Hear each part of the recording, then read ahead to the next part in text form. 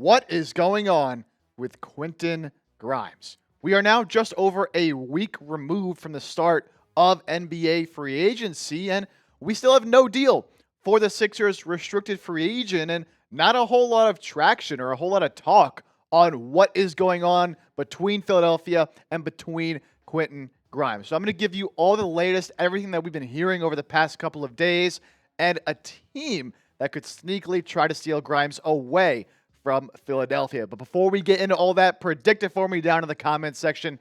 Will Quentin Grimes return to the Sixers? If you think he will, hit that thumbs up icon, like the video. If you think he won't, predict it for me in the comments what team he does end up playing for next year if it's not Philadelphia. So let's take a look at this updated roster first, because after the signing of Kyle Lowry on Monday, the Sixers only have one roster spot open on their squad. Of course, you got Maxey, Lowry, McCain, VJ Gordon at the guards. And you can see the rest of the roster: PG, Edwards, Ricky Council, Kelly Oubre, Janai Broom, Trent Watford, Joel Embiid, Adam Bona, Andre Drummond.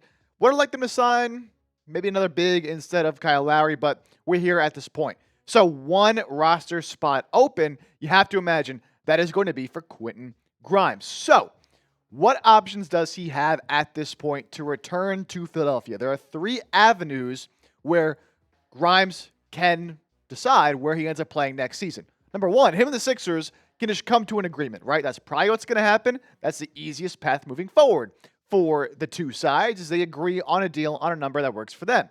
However, if the two sides can't agree on a number, Grimes can either play on the qualifying offer, which is $8.7 million. That means he'll play under that number for the season, and then he'll be an unrestricted free agent next offseason. I don't think him or the Sixers want that ideally, or the two sides could work on a sign-and trade, but the Sixers, I don't think, are in a position where they need to do that. If Grimes does want to leave, they can match any deal, but of course, it is a possibility they could work on a sign-and trade. Tony Jones of The Athletic, however, had a new report here on this Tuesday morning that the Sixers continue to feel pretty confident about re-signing Grimes. Here's what he had to say. To be clear, the Sixers, as of Monday night, are almost certain they are going to retain Grimes, and splashed cold water on potential sign-and-trade scenarios, league sources told The Athletic. The issue for Grimes is the restricted free agent market virtually non-existent right now. There's almost no cap space in the market, and that puts the Sixers in a position where they are bidding against themselves. So what this tells me right now, and we'll get to a little bit more on Grimes' position in a second here, right? Not a lot of teams have money. When you're a restricted free agent, and there's a few other restricted free agents we'll get to that are in a similar position, you are relying on other teams that have money, that have open cap space, to throw you a lot of money, a big offer, and then your team has to match that offer. But no team is throwing Grimes an offer. So if I'm the Sixers, I totally get it from their perspective. Why rush into a deal and give him all this money if there's no one else out there looking to give him that contract? There's no need to meet his demands. But at the moment, doesn't seem like Grimes is backing down on these demands. Tony Jones continued saying, at this point, however, Grimes and his team are looking for a significant payout, and the Sixers are content to sit back and allow the market to play itself out. Not really sure what Grimes and his team are doing right now. I know they want to get paid as much as they can and take advantage of that stretch Grimes had for Philadelphia, but like, at some point, you got to be realistic with your market and realize the leverage here. The Sixers are in no rush to pay Quentin Grimes when no team out there is able to give him a big offer. But could that be changing, and could the leverage flip over into the hands of Quentin Grimes and his team? Because there's a new team that could be emerging to potentially have the money to throw Grimes a big offer, and it comes off the back of this big blockbuster trade we saw happen on Monday. I believe this went down early Monday morning. Three-teamer between Miami, LA, and Utah, with Miami landing Norman Powell, the Clippers landing John Collins, and the Jazz in this trade get off John Collins, get Kevin Love, Kyle Anderson, and a second-round pick. Not a great return, right? You think, what are the Utah Jazz doing? Well, what they did is open up some cap space. And so the Utah Jazz are a team that could try to poach Quentin Grimes or one of these other restricted free agents in the open market with the money they opened up and the money they could open up as well if they part ways with some players. Yassi Golzan, an NBA salary cap expert, explained this on X. It's a great breakdown here of the Jazz's situation. The Jazz decreased payroll enough where they could now pivot to becoming a cap space team. They can have $22 million in cap space if they waive former Sixers KJ Martin and Jaden Springer's non-guaranteed salaries. This would give them more spending as well as the $8.8 million room mid-level. And then Phantom 6 on Twitter with this breakdown of the Utah Jazz and their interest in Quentin Grimes. They have been interested in Grimes in the past.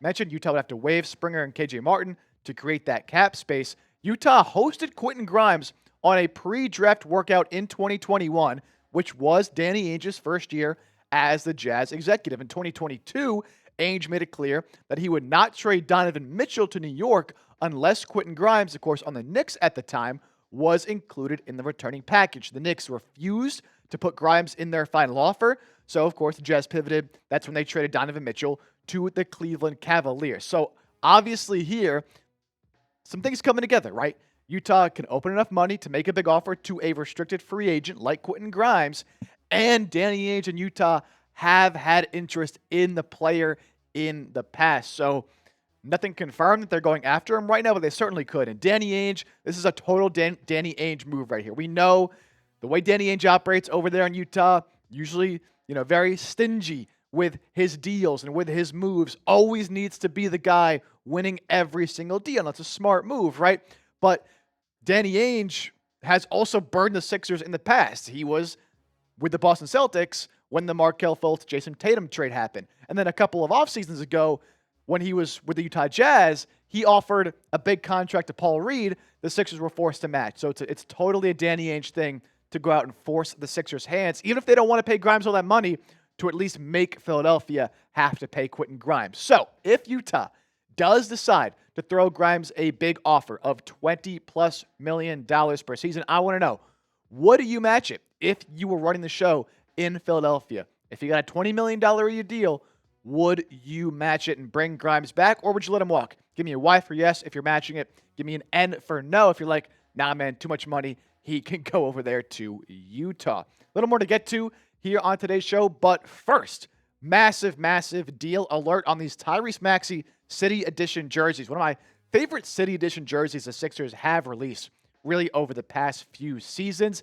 50% off on all sizes for these Tyrese Maxey jerseys at chatsports.com/Maxey50. All sizes available right now, but I'll tell you what, with a deal like this, they're not going to last long. So get your hands on the Tyrese Maxey City Edition jerseys. A great player, a great jersey, just the perfect combination. Plus, it's 50% off. Does not get much better than that. chatsports.com/Maxey50. I'll have that in the comments and description of today's show. For me, when it comes to Quentin Grimes, I would match it. Even if he got $20 million a year, theoretically, I think if you're Philadelphia, you have to match it, right? You cannot afford to lose Grimes at this point because with one open roster spot left, you don't have money to throw at anybody else, right? So you'd be losing Grimes for essentially nothing. You could bring in a player on the minimum or maybe the $5 million mid-level exception, but you're not going to get somebody who can match the production that Quentin Grimes can, even if you don't believe he's worth all that money. And the Sixers let Guerschon Yabusele walk because they needed the money to pay Grimes. So if you let Grimes go, all of a sudden you lost Guerschon Yabusele for essentially nothing because you could have brought him back, and you lost Quentin Grimes, and it's just an absolute disaster. I know VJ Edgecombe looked good in his first Summer League game. That's not enough for me to say that you don't need Quentin Grimes back on this roster. He really needed a situation like this. Quentin Grimes and all these other restricted free agents depend on other teams having money in the open market. So he needed someone like Utah to trade away players, open up cap space to potentially offer him that money. Now, he's not the only restricted free agent on the market without a deal. Cam Thomas of the Brooklyn Nets, Jonathan Kuminga of the Golden State Warriors, Josh Giddey of the Chicago Bulls are all also restricted free agents, and certainly Utah could decide to go after one of these guys as well. But as we documented earlier, did have previous interest in Quentin Grimes. So maybe some bad news for the Sixers, maybe some good news for Quentin Grimes. Nothing official as of yet, The Jazz have not offered Grimes a deal, and they haven't even cut KJ Martin or Jaden Springer yet to open up that money. But it's an avenue, it's a path, it's a possibility that could change things for Philadelphia. And just getting more complicated here on the Grimes side of things. I hope they end up coming to a deal. And look, if I'm a city-arm predictor right now, I do think they will reach an agreement that is under the $20 million a year mark. I would guess Grimes ends up signing 17.5, 18 million, somewhere in that 16, 18 range for the next few seasons. I think he wants to cash in while he still can. And even if he wants 25 mil, I think he has to realize, look, this is my chance to get some long-term financial security. I was getting paid almost nothing compared to this before then. So take the deal. It's a good deal for both sides. I think we will see that happen soon. But anything that does end up happening with Quentin Grimes, you'll be the first to know because you'll be watching the show here at 76ers Now. So be sure to hit that sub button whenever anything happens with Grimes or any other free agent like Lowry did yesterday. We got a video for you guys. So hit that sub button, lock us in, and I hope you all enjoy the rest of your day.